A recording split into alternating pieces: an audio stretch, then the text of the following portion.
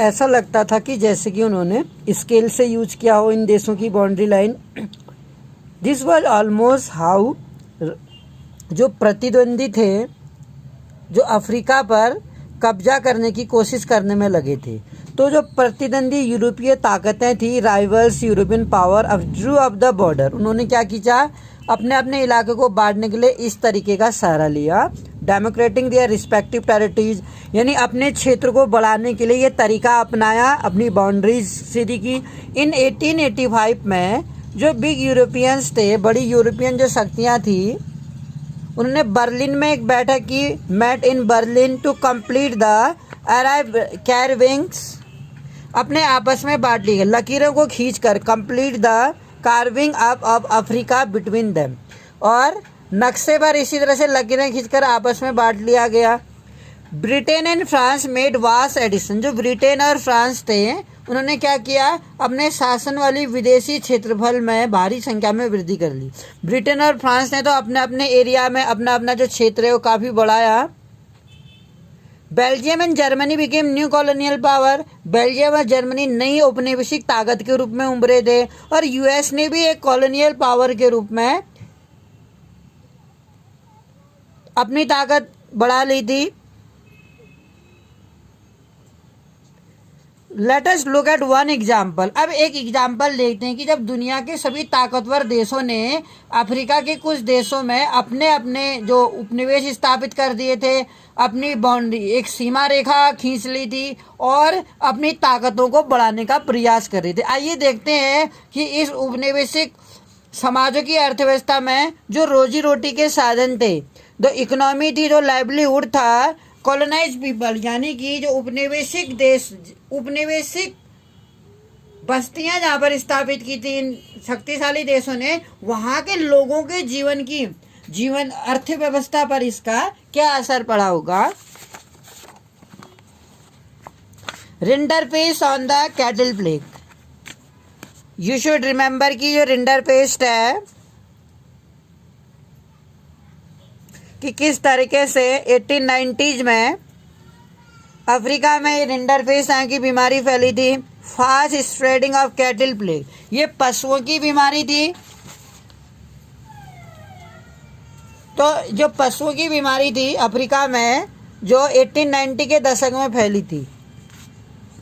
Rinderpest है terrifying impact, तो rinderpest जो बीमारी थी, मवेशियों में प्लेग की तरह फैलने वाली इस बीमारी का लोगों की आजीविका और अर्थव्यवस्था पर बहुत ज़्यादा असर पड़ा, क्योंकि जो मवेशी थे, वहाँ के कैटल थे, उस पर ये टेरिजे फैल रही थी। इसका लोगों में काफ़ी क्या है, एक यहाँ की अर्थव्यवस्था पर असर पड़ा। ये एक ऐसा एग्जाम्पल हो सकता है जिससे उपनिवेशिक जो समाज था, यानी कि जो यूरोपियन इंपीरियल्स थे, उनका इम्पैक्ट कॉलोनियल सोसाइटी पर भारी पड़ा।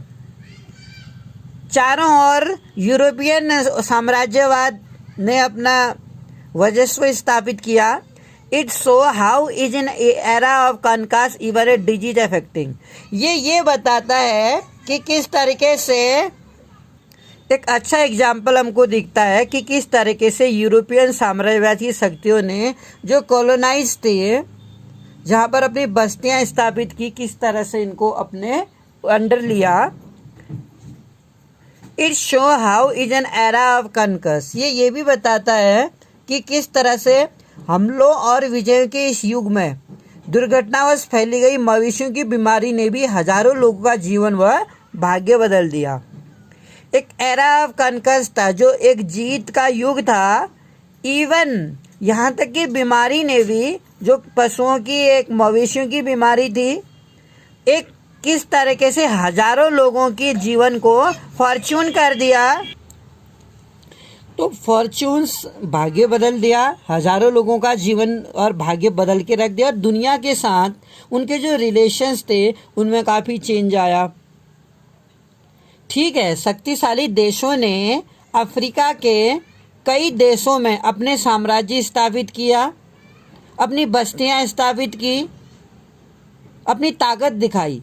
लेकिन कहीं ना कहीं हम ये देख सकते हैं कि एक अच्छा उदाहरण हो सकता है जिसे पता चलता है कि लड़ाइयाँ तो लड़ी गई थी, लेकिन इस तरह से इन जो अफ्रीका के देश थे, किस तरह से पशुओं की बीमारी से एक ऐसा युग आ जाएगा जिसमें लोगों का जीवन बदल सा जाएगा।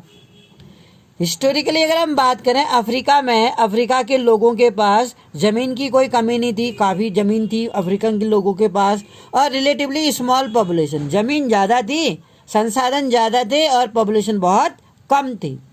फॉर सेंचुरीज, सदियों तक जो लैंड था, सदियों तक, और जो लाइव स्टॉक जो पशु थे, सस्टेन अफ्रीकन लाइवलीहुड, अफ्रीकन लोगों की आजीविका का साधन थी। People rarely work for wage, और शायद ही अफ्रीका के कोई लोग काम की तलाश में जाते होंगे, क्योंकि वहाँ पर अफ्रीका में हर व्यक्ति के पास हजारों की संख्या में जानवर थे, भूमि पड़ी थी खाली, संसाधन थे उनके पास, और उनको काम करने की आवश्यकता भी नहीं थी। लगभग 18वीं अगर 19वीं शताब्दी का अगर हम देखें, African there were few consumer goods that wages could by.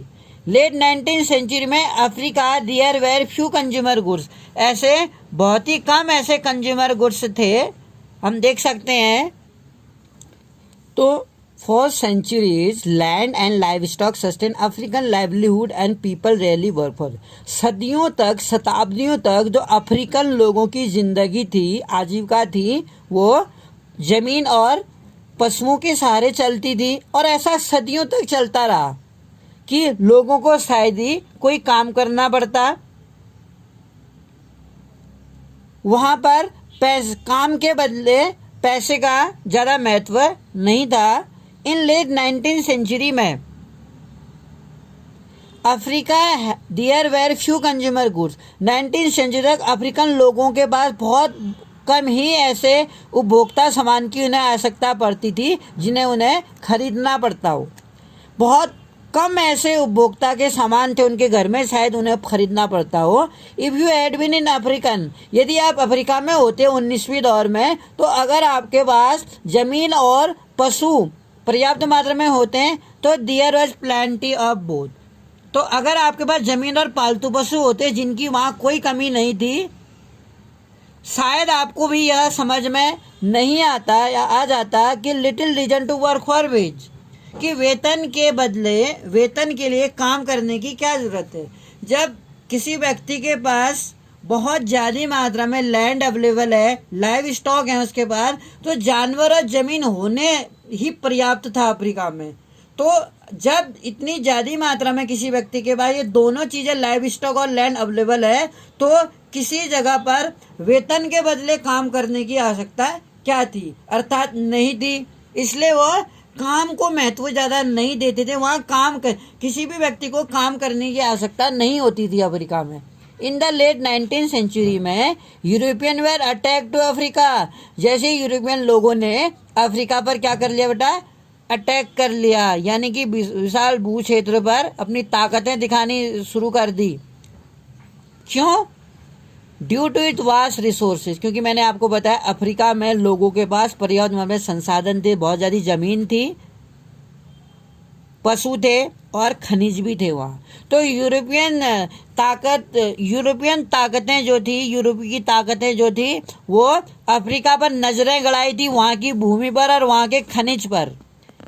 European came to Africa, European शायद इस एक्सपेक्टेशन से अफ्रीका में आए, इस्टेब्लिश प्लांटेशन, कि वो वहाँ पर प्लांटेशंस करेंगे, और माइंस को यूटिलाइज करेंगे, कि वो बागानी खेती करेंगे, और जो खदान है, माइंस हैं, उसका यूटिलाइज करेंगे ताकि उन्हें वापस भेजा जा सके। Mineral for export to Europe, वहाँ पर खेती बाड़ी करना, प्लांटेशंस करना और माइनिंग करना उनका शायद मुख्य उद्देश्य था।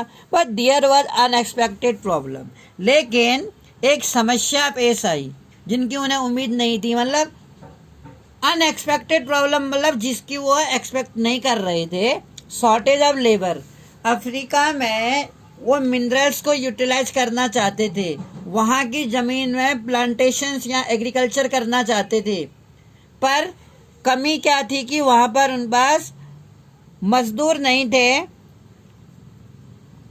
क्योंकि shortage of labour willing to work for wages, क्योंकि तनख्वाह के बदले काम करना शायद अफ्रीकन लोगों का उद्देश्य नहीं था।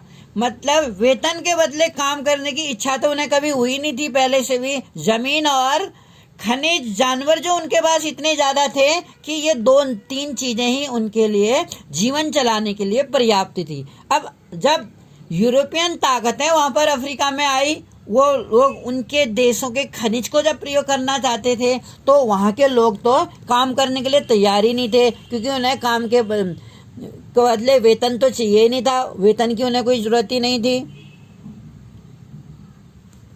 Employment use many methods. अब जो मजदूरों की भर्ती है, एम्प्लॉयर्स जो थे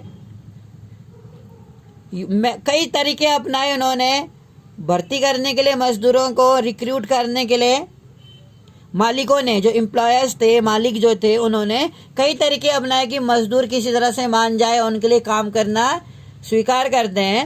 हैवी टैक्सेस वेर इम्पोर्ट, कई सारे उन पर भारी भरकम कर लगा दिए गए, टैक्स लगा दिए गए। सारे हथकंडे अपनाए which could be paid only for working for wages, कि उन पर भारी भरकम कर लाद दिए गए जिनका भुगतान केवल तभी किया जा सकता था जब करदाता बागान या खादानों में काम करते, प्लांटेशन और माइंस में जब काम करते। यानी कि जो करदाता था, जो टैक्स चुकाने वाला था, वो तभी शायद ये टैक्स चुका पाते हैं जब वो उनके खादानों में और प्लांटेशन में काम करने को तैयार हो जाते। इनहेरिटेंस लॉ, जो पैतृक अधिकार थे काश्तकारों को उनकी जमीन से हटाने के लिए, जो उत्तराधिकारी कानून थे, उनमें भी क्या कर दिया गया, पीजेंट्स वे डिस्प्लेस, और जो किसान थे उनको उनकी ज़मीन से बेदखल कर दिया, यानी उनको अपनी ही ज़मीन से बेदखल कर दिया यूरोपियन वालों ने, यूरोपियन ताकतों ने। तो किस तरह के हथकंडे अपना रही थी, तरह तरह उन पर जुल्म ढाए गए, उन पर टैक्स चार्ज कर दिया गया और उनकी ज़मीन से उनके मालिकाना हक थे उनसे बेदखल कर दिया। Only one member of a family, केवल जो एक ही मेंबर था फैमिली का, अलाउड टू इनहेरिट, उसको ही जमीन का इनहेरिटेड लैंड, यानी उस एक ही व्यक्ति को, परिवार के एक ही व्यक्ति को पैतृक अधिकार दिया गया था। एक ही सदस्य को पैतृक संपत्ति मिलेगी, बाकी को नहीं मिलेगी। एज ए रिजल्ट, और इस परिणाम में क्या हुआ, इस कानून के जरिए परिवार के बाकी लोगों को श्रम बाजार में ढकलने का प्रयास किया गया।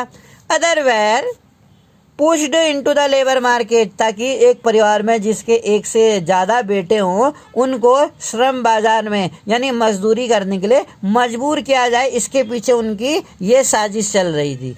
माइन वर्कर जो थे, जो खान कर्मी थे, उनको क्या किया गया, बाड़ों में बंद कर दिया जाता था। Was confined in the compound and allowed to move about freely, not allowed, यानी कि उनको घूमने की आज़ादी नहीं थी। अब आप देख सकते हैं किसी व्यक्ति को जोर जबरदस्ती करके अपने कामों में लगाने के लिए यूरोपियन ताकतों ने ऐसे ऐसे हथकंडे अपनाए कि जानकर काफ़ी आश्चर्य भी होता है और हंसी भी आती है कि किस तरीके से जब अफ्रीकन वाले जब काम करने को तैयार नहीं थे तो इस तरीक़ों से उनको श्रम बाजार में ढकेला गया। वैन रिंडर केस, अब जो बागानों में काम करते थे उनको एक क्या किया जाता है, बड़े बड़े बाड़े बनाए जाते थे, उन बाड़ों में बंद कर दिया जाता था और खुलेआम घूमने फिरने पर उनके लिए पाबंदी लगाई जाती थी। जैसा कि हमने नेशनलिज्म इन इंडिया में पढ़ा था कि जो आसाम में काम करने वाले प्लांटेशंस काम करते थे आसाम में, और जो ब्रिटिशर्स यहाँ पर अब उनके जो कॉलोनियल थे उनको भी तो यहाँ पर एक एज ए कॉन्टैक्ट बेसिस पर ले जाया जाता था और अपने फैमिली से नहीं मिलने दिया जाता था और उन्हें कंपाउंड में ही कुछ अपनी प्लांटेशन के कंपाउंड के अंदर रहना पड़ता था।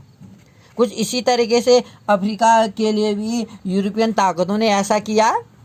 वैन रिंडर पेस्ट, अब जब ये जो रिंडर पेस्ट थी, ये जो बीमारी वहाँ पर विनाशकारी पशु रोग है, पशुओं की बीमारी थी ये। एक क्वेश्चन आता कि रिंडर पेस्ट क्या था, आप लिखोगे जो एनिमल डिजीज, कैटल डिजीज था जो 1890 के दशक में अफ्रीका में तेज़ी से फैली थी, जिससे वहाँ के कई सारे 90% पशु तो मैं कहूँगा कि वहाँ इसी बीमारी से मारे गए।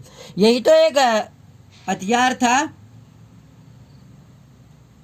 यूरोपियन लोगों को, इन अफ्रीकन लोगों को श्रम बाजार में ढकेलने के लिए, यानी कि नेचर भी अफ्रीकन वालों के साथ नहीं थी, हम कह सकते हैं। इट वॉज कैरिड 1880 के टाइम पर ये अफ्रीका में पहुंची, इट वर कैरीड वेल। अब ये क्या किया, 1880 के दशक में सालों में इस अफ्रीका में एरिट्रिया पर हमला कर रहे इटावली सैनिकों का पेट भरने के लिए एशियाई देशों से जानवर लाए जाते थे। अब ये फैली कैसे थी, इसमें लिखा है उस समय क्या होता था, it was carried by infected cattle. जो ब्रिटिश एशिया था उस समय अफ्रीका में एरिट्रिया पर हमला कर रहे, अफ्रीका में एरिट्रिया हमला कर रहे थे, इटावली सैनिकों का पेट भरने के लिए एशियाई देशों से जानवर लाए जाते थे। ब्रिटिश एशिया से लाए जाते थे ये जानवर, क्यों, क्योंकि इटली के जो सैनिक थे उनका पेट भरने के लिए, जो एरिट्रिया इन ईस्ट अफ्रीका, क्योंकि एरिट्रिया पर हमला कर रहे थे ये इटालियन सैनिक। इरिट्रिया और इटली के बीच में जो लड़ाई थी, तो इटली के जो सैनिक थे जो अफ्रीका में आए थे इरिट्रिया में हमला करने के लिए, उन इटली के सैनिकों को पेट भरने के लिए ब्रिटिश एशिया से जानवर मंगाए जाते थे। अब जब ब्रिटिश एशिया से इटली के सैनिकों का पेट भरने के लिए अफ्रीका में जानवर आते थे, तो इंटरिंग अफ्रीका में इंटर करते थे वो जानवर। In the east rinderpest moved west like forest fire. तो इस तरीके से यह बीमारी ब्रिटिश आधिपत्य वाले एशियाई देशों से आए, जहां पर ब्रिटिश का क्या था, अपना अधिकार था, उन देशों से आई ये बीमारी जहां पर ब्रिटिश का अधिकार था, और ब्रिटिश लोग इन देशों से जानवरों को लेके आते थे। और ये जो बीमारी थी अफ्रीका के पूर्वी हिस्से से महाद्वीप में दाखिल होने वाली बीमारी अफ्रीका के पूर्वी हिस्से से आई, और ये लाइक फॉरेस्ट पर जंगली आग की तरह फैल गई, रीचिंग अफ्रीका एटलांटिक ओशन 1892 तक। इट रीच द केप, जो केप ऑफ गुड होप मार्ग था, केप में पहुंची, और 5 ईयर लेटर, और लगभग केवल 5 साल के अंदर along the way rinderpest kill 90% of cattle. Rinderpest ने लगभग 90% जानवरों को वहां अपनी गिरफ्त में ले लिया। और आप समझ सकते हैं जिनने एक तरीके से एक महामारी हम कह सकते हैं, एक जानवर से दूसरे में और दूसरे से चार, कई सारे धीरे धीरे धीरे अफ्रीका के लगभग 90% जानवर इससे अफेक्टेड थे। तो आप अनुमान लगा सकते हैं केवल 10% पशु ही अब शेष बचे थे। अब जहां पहले अफ्रीका के लोगों की आजीविका का साधन थे, यानी कि अगर वो कोई काम भी नहीं करते, केवल मवेशी उनके पास थे, जमीनें थी, खनिज थी, तो अपना जीवन वो आसानी से चला सकते थे, ऐसा हम पढ़ते आ रहे हैं। लेकिन एक हम कह सकते हैं एक महामारी के तहत, एक प्राकृतिक एक हम कह सकते हैं बीमारी के तहत एशिया के देशों से जानवरों के द्वारा जो एक बीमारी फैली, जिससे वहाँ के 90% जानवर मारे गए। लॉस ऑफ कैटल, और जब पशु खत्म होने लगे तो अफ्रीका के सामने क्या हुआ, जो अफ्रीकन जो थे लाइवलीहुड आजीविका का प्रश्न हो गया। भाई उनके पास पहले तो पर्याप्त मात्रा में ये संसाधन थे, तो उनको पैसे की जरूरत नहीं थी। अब जब ये उनके पास ये संसाधन ही नहीं रहे तो वो अपनी आजीविका कैसे चलाते। अब उनकी आजीविका का साधन ही जो नष्ट हो गया था। प्लांटर्स जो थे, माइन ओनर जो थे, यानी कि जो खादान में काम करते थे, और कॉलोनियल गवर्नमेंट ने क्या किया, उपनिवेशिक सरकार ने क्या किया, successfully monopolise what scarce and cattle resource remain. Monopolise कर दिया, यानी कि बहुत कामयाबी से उन्होंने जो इस बचे हुए पशु थे रिमेन को, उनको मोनोपोलाइज यानी उनको अपने अधिकार में ले लिया, क्योंकि वो तो चाहते ही थे। बचे कुछ पशु जो थे बागान मालिकों ने, खान मालिकों ने, और 3-4 लोगों ने ऐसा किया, क्योंकि जो बागान मालिक थे और जो खनिजों में काम करते थे, यानी खान मालिक थे, बागान मालिक और उपनिवेशिक सरकार ने, ये सभी तो मिले जुले थे, जिनका मेन मोटिव था इन लोगों को एक्सप्लोटेशन के शोषण करना था इनका। तो इनको क्या किया, जो बच्चे कुछ पशु थे, कैटल रिसोर्सेज जो संसाधन था, मवेशी संसाधन, उनको क्या किया, स्टैंड देयर पावर, अपनी शक्ति दिखाने के लिए, एंड टू फोर्स अफ्रीका। और अफ्रीकन लोगों को पशु यानी कि एक श्रम बाजार में ढकेलने के लिए उन्होंने ये सब किया। यानी कि जितने ठेकेदार थे या जितने मालिक थे, खान मालिक जो थे, उन सभी ने ये काम किया। Control over scarce resources of cattle embedded European colonisers जो लोग थे, वो European coloniser to conquer and subdue Africa. और इस तरीके से उनके पास क्या था, अफ्रीका को जीतने का यानी कि उनको गुलाम बनाने का एक बेहतरीन मौका हाथ लग गया था।